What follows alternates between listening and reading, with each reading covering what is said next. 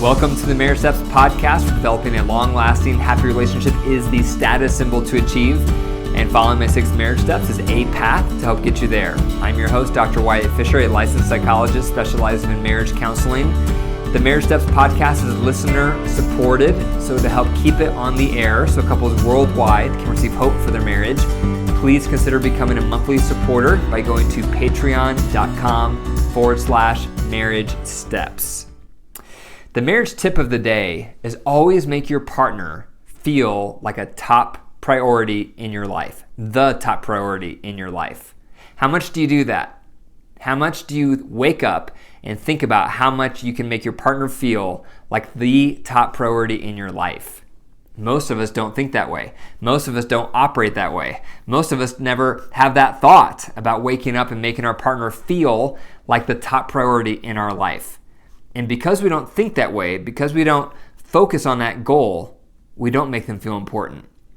Everything else comes first. The kids, the career, the finances, the phone, you name it. And before long, our partner gets crumbs and they feel like they get crumbs.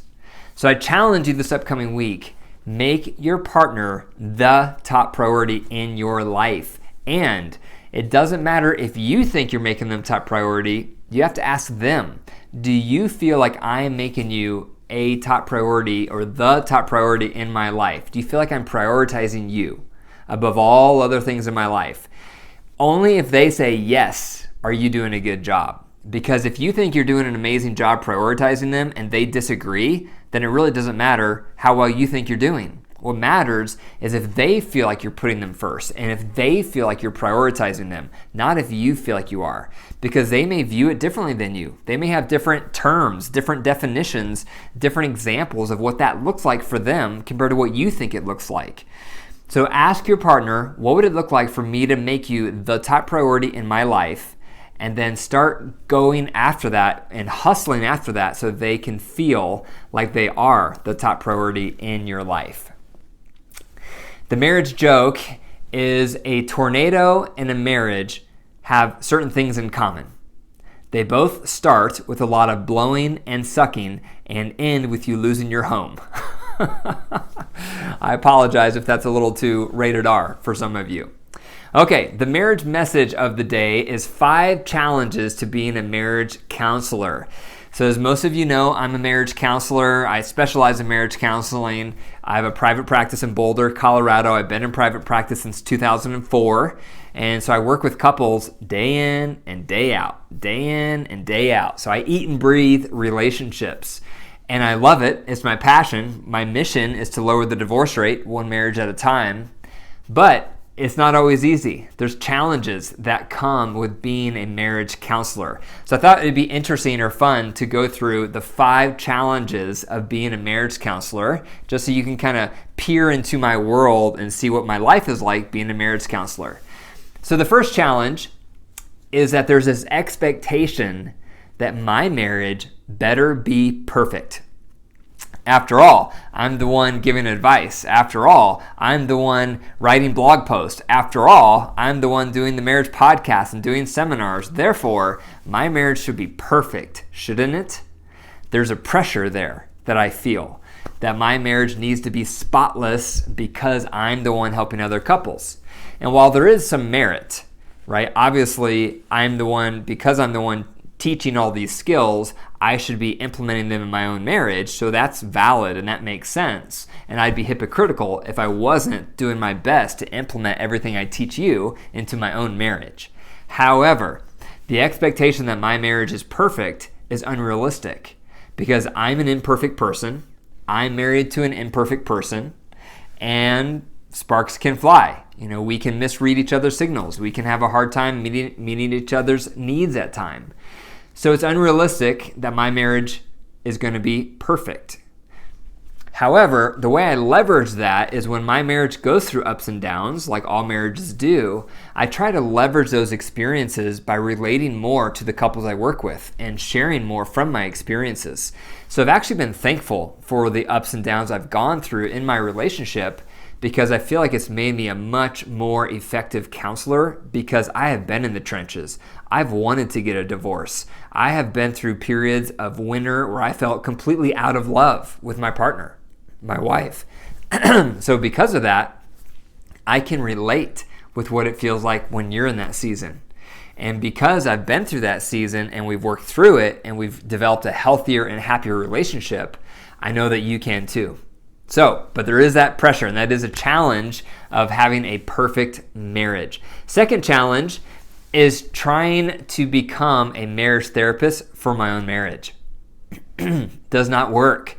I can't be the marriage counselor for my wife and I. And I've tried that. In the early days, when we would go through challenges, we would go through struggles, I tried to be our marriage therapist. And I would think, I'm a marriage counselor. I should be able to fix this.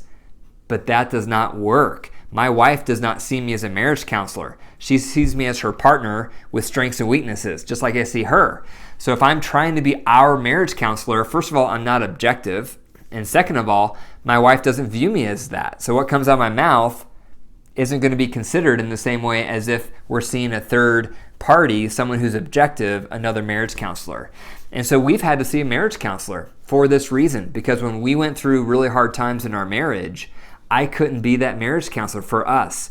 So I had to swallow my pride and go ahead and see another marriage counselor. And we went through several before we found a good match. And each one offered something different. But that's a challenge, is that I've had to learn I cannot be the marriage counselor for my marriage. Number 3, there has been times when I see clients all day long and then I come home and my wife wants to vent and she wants to share her struggles and stuff she's struggling with, or her and I will have a conflict and we have to work through our conflict. And there's times where I am so tired from listening to people's problems, the last thing I want to do is come home and listen to my wife's problems. And so that's another challenge of being a marriage counselor, is sometimes I can have compassion fatigue, where I listen to challenges and problems from people all day long. So when I come home, the last thing I want to do is hear my wife's. But I've had to work on that so that I'm also emotionally available for her and I have energy to give our marriage instead of just being exhausted because I'm giving to every other marriage out there. A fourth challenge of being a marriage counselor is when I work with a couple where one partner has a personality disorder. So when I say personality disorder, I'm thinking of two. First is narcissism. So some people I work with, one partner has narcissism. And narcissism is where you think you're innocent. You don't think you've done anything wrong. You think you're perfect. You think everything is your partner's problem. And you don't want anyone to point out that maybe you're contributing to the problem as well. And if they do, you get upset. That's someone who has narcissism. And someone who has narcissism, they also can't put themselves in someone else's shoes. They can't empathize. They can't see a situation from someone else's perspective. And they tend to be highly defensive. And they want to be the center of attention. And they have little regard for how they make their partner feel. They really don't care. They have almost no empathy or concern for how they make their partner feel. So once in a while, I'll get a couple where one partner has narcissism, or they're on that continuum of narcissism somewhere.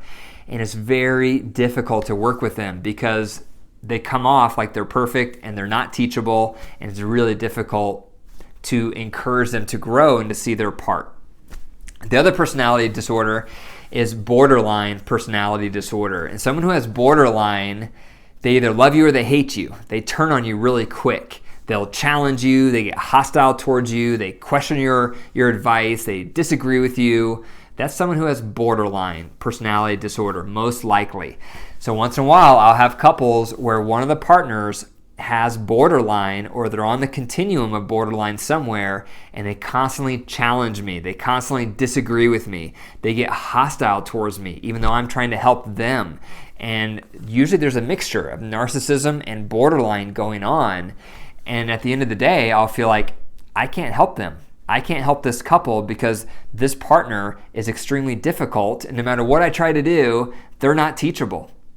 And so I've had to tell some couples that I don't think I'm a good match to help them for those reasons, because of one of the partners seems either narcissistic or they may have borderline. So that's a challenge. That's a challenge working with couples, is when I see a couple and one of the partners has a personality disorder. Number 5, the fifth challenge of being a marriage counselor is the ever-present temptation to side with one partner. So I'll get couples and they come in. Right now I'm seeing everybody through Zoom, but when I'm working with couples, it can happen where I naturally hit it off with one partner. And I usually can see that partner's side more clearly. Usually that partner I think is the healthier partner. They have higher emotional intelligence and their take on what's going on in the marriage is usually accurate. And so if I'm not careful, it can be easy to start siding with that partner. But before long, then it's 2 against 1. It's me and that partner ganging up on the other spouse. And obviously that spouse normally doesn't like that, normally doesn't take it, and they want me to, keep it even and look at the flaws in the other partner, but sometimes it's hard to find flaws because I think they're pretty on point. So that's a challenge because you never want to have the power in the room unbalanced where it's 2 against 1, me and a partner versus the other partner. And some partners will pull at that and they'll try to get me into their corner or into their ring, so to speak, or on their side or have their back. And so I have to constantly watch out for that, not only for my natural pull to get along with some partners better than others, but also because I may think they're correct and their partner's out of line. So managing that can be tricky because I'm always trying to be objective. I'm always trying to point out the growth areas in both partners as much as I can. But sometimes that's a challenge and I have to be careful I'm not siding with one partner or the other. So those are 5 challenges. So if any of you are ever interested in becoming a marriage counselor, just be aware that those things are challenges you may face. So number 1 is there's some pressure that your marriage better be perfect. Number 2, you may feel like you can be the marriage counselor for your marriage and you can't. Number 3, you might be too fatigued at times to listen to your partner's problems.